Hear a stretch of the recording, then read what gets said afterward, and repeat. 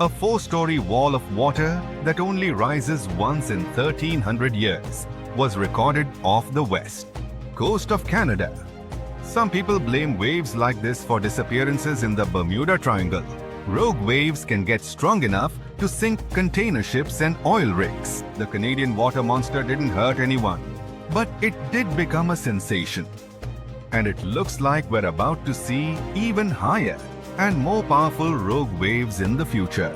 The team of Marine Labs, the company that operates the buoy that got caught in the Euclid wave, couldn't believe the data they saw. A huge force came out of the blue, pulled the buoy down, and then set it up to a peak before taking it even deeper. They thought it must be a rogue wave, so they sent the data to a scientist at the University of Victoria who specializes in these beauties. They analyzed the data and confirmed it was indeed not a technical mistake. The wave officially became the most extreme rogue wave ever officially recorded, as it was 3 times the height of waves around it. Scientists have reported seeing giant waves coming out of the blue for centuries, but no one really believed them. Back in 1826, a French scientist, a naval officer, was crossing the Indian Ocean on his ship, the Astrolabe. They got in a terrible storm and saw several waves over 98 feet tall. It's almost as tall as a 10-story building. The crew lost one of its members, but the 4 of them, including the captain, made it to land and shared what they saw. But back then, scientists were sure waves couldn't be taller than 30 feet. Everyone took their story as a tall tale, pun intentional. Over a century later, a cargo ship, the MS Munchen, mysteriously disappeared. People believed it to be unsinkable, just like the Titanic. So it was a real shock that all that was left of it was one lifeboat. When experts analyzed the damage, they concluded that it must have been hit by a wave that was around 65 feet high. Witnesses shared many other stories of giant waves coming out of nowhere, but scientists officially recognized the first rogue wave only in 1995. They went down in history as the Doppler wave or the New Year's wave. This monster on the North Sea, that was 84 feet tall, hit the Norwegian gas platform Doppler on New Year's Day. It was twice larger than the waves surrounding it. The rig was built to withstand waves up to 64 feet tall and had the most advanced sensors for its time. The wave wasn't like any other type of wave they'd studied before, so they had to admit rogue waves were real and gave them an official definition. It's a wave more than twice as tall as others around it. It can pop up lightning fast in a stormy sea or show up out of nowhere in calm waters. These waves have steep sides and a deep trough below and look like a wall of water rising out of the sea. They're so intense that they can even swallow up rescue helicopters trying to do their job. In 2007, it was reported that the waves were so intense that they could even swallow up. America's National Oceanic and Atmospheric Administration made a list of 50 historical maritime tragedies that were most likely caused by rogue waves. Some of the events on the list happened not in the open water, but in lakes. Lake Superior has something that's got the name Three Sisters. It is a series of 3 large waves, one after another. The second wave covers the ship's decks before the first one is gone. The third wave jumps in and adds extra water. These 3 sisters overload the ship. There's a theory that this phenomenon took down the freighter Edmund Fitzgerald in 1975.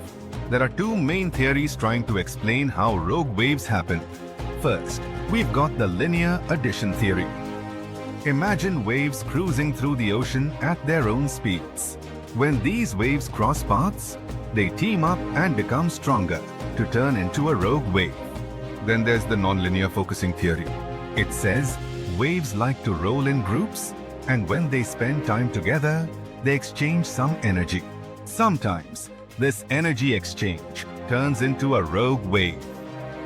To predict the formation of these freaky waves, Scientists would need an innovative radar system to keep a constant eye on the waves near a boat. They'd collect all the data and put in a math model that would create a real-time picture of what the ocean surface looks like at that very moment. This model would need to do new calculations of the surface situation every 5 minutes. It would let the crew know if there were any extreme waves coming up in the next several minutes. Such a system doesn't exist yet, but there is a huge progress in this direction. Scientists from the University of Melbourne went on an expedition to Antarctica and found out that strong winds play a big role in the creation of rogue waves. It looks like they're caused by a mix of strong winds and the random way waves move and interact with each other. This idea was tested in labs before, but now they've proven it happens in real oceans too. To study these waves, the scientists use special 3D cameras. These cameras work like human eyes, taking lots of images in a row to create a detailed 3D picture of the ocean surface. It showed that rogue waves happen more often when waves are young, which means they're just starting to form and are more affected by the wind. When strong winds blow over young waves, they make the waves taller, longer and faster, but not evenly. Some waves steal energy from nearby waves and grow much bigger, which is how rogue waves form. The scientists noticed these giant waves happened about once every 6 hours. They recorded no rogue waves in calmer seas, when the wind doesn't have as much influence. Scientists are concerned that rogue waves may happen more often in the future because there's more energy in the atmosphere and ocean. It looks like rogue waves can be much more powerful than scientists ever thought. They managed to create the famous Doppler wave in a lab for the first time in 2010. This helped them study these mysterious waves up close and showed that their secret is in how they form. We think of waves rolling gently on a beach, but the waves in this study happen in open water, when waves from different directions meet. When waves come together from far apart directions, they push the water upward, creating what's called a partially standing wave or a cross wave. This can happen when two seas meet or when wind directions suddenly change, like during a hurricane. The study found that the bigger the angle between the meeting waves, the taller the cross wave becomes. Normally, when a wave breaks, it forms a white foamy top, and that's where it stops growing. But if a wave is formed by water coming from many directions, it can keep growing even after breaking. These special waves can grow to be twice as steep while breaking, which is already much bigger than normal waves. And if you add up all the growth from waves coming together, they can become 4 times steeper than what anyone thought was possible.